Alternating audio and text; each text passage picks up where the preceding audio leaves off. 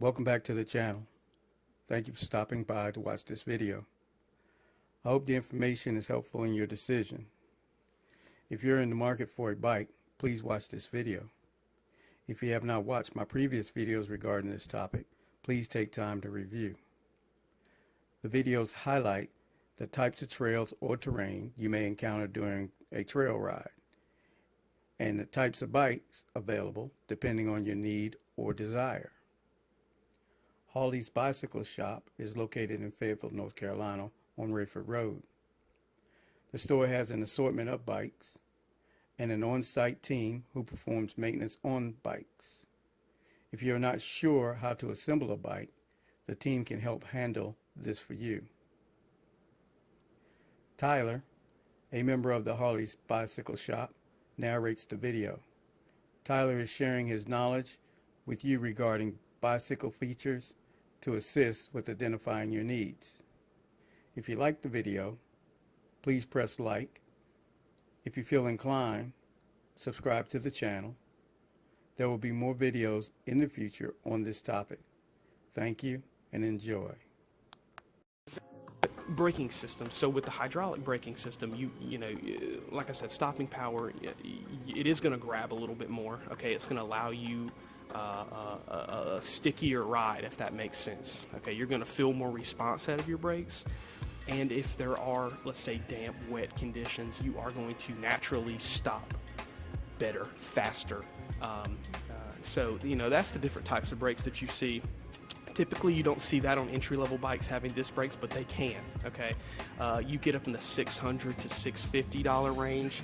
For example, a Giant Talon 4 for $600 is going to have mechanical disc brakes on it, and with the option to add maybe in the future hydraulic brakes. So that's a nice option for somebody looking to dive into it without spending an arm and a leg on a mountain bike. And you know, and then that's, you know, with the Talon 4, that's a good talking point about drivetrains. Entry-level bikes like the Giant ATX is going to have usually a 21 or 24 speed. Okay, so you're looking at 3 gears up front and possibly 7 in the back. A lot of mountain bikes now have gone away from that. You know, you've gone to something that you know, maybe just one single gear up front to 8 in the back, 9 in the back, 10 in the back. Now, you know, high-end bikes will have 12 in the back. So, you know, and what that offers is number one, less maintenance, okay, because you don't have a front derailleur to change gears. Second of all, for people that may, you know, get a little scared by having 21 speeds, okay, you simplify it. But at the same time, simplifying it, we are making it more of a response to your trail in terms of we can climb a little bit better. So, you know, we'll have more gears in the back in terms of teeth, I would say, on your chain rings, okay? And so to where you can really get, you know, good climbing power out of it. Now, you know, for the Talon 4, for example, you'll have a 1x8, okay? It'll have a pretty big chain ring on your lowest cog, so pretty good climbing ratios there, okay? And then, you know, you're looking at a derailleur on something like this. While this derailleur does not have a clutch, and we'll get into that later, it is pretty firm. So you can maybe do a couple, you know, more jumps than you can with the Giant ATX, that entry-level model. And you can take it on a little bit more of a rough trail. So this bike would be, you know, the Talon 4 would be a bike that's built, you know, for someone who dipping their feet in the water a little bit more, learning the bike, learning the shifting, the brakes, and all that, and trying to get your feet wet just a little bit. Okay. Shocks on a bike, okay, like, you know, on your Talon 4, you're going to have a basic shock that's either going to be at 80 millimeters of travel or 100. Usually that depends on frame size. So sometimes, for example, you could get a small frame that may have 80 millimeters of travel, whereas the large may have 100, okay, and that's just the capacity for that bike.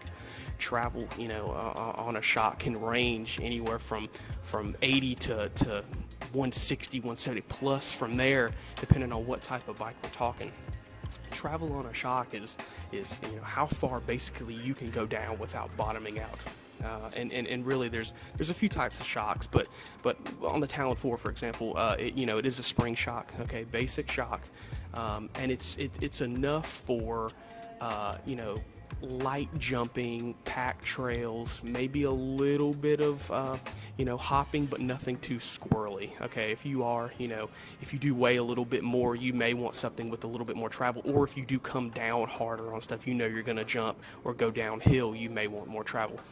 The Talon 1, for example, okay, we'll keep it in the same giant family. That will have an air shock up front. So basically what that means is you put air into your shock. Okay, it loses kind of that spring feature. Sometimes you see a kind of a double option there, but you do add air to the shock there.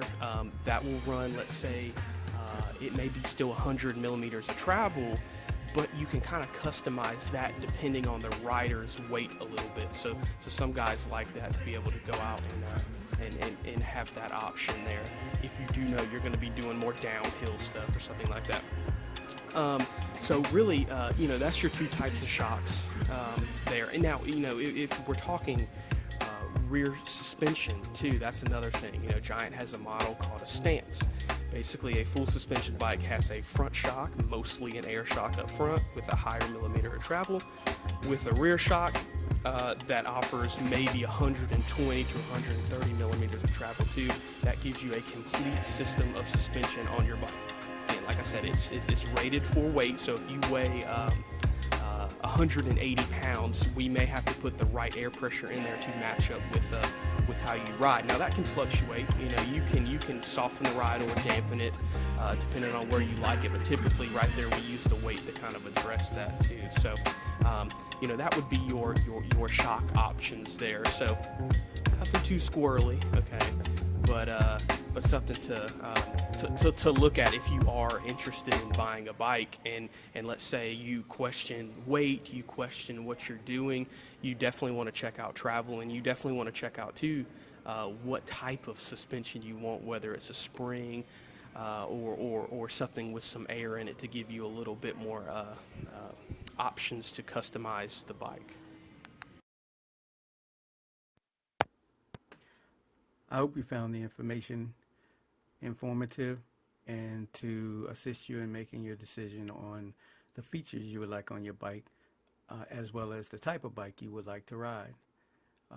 Stay tuned for more information on bikes and features with Tyler. Thank you.